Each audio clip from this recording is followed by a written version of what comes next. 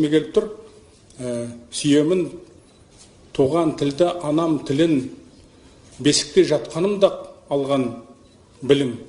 Сол тілде шешем мені әлдилеген, еркел етіп қолыным жаным деген. Мінеке,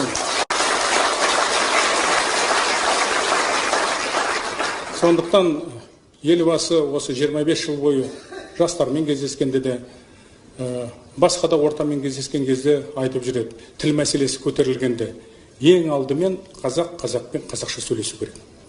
Міне мәселе осында.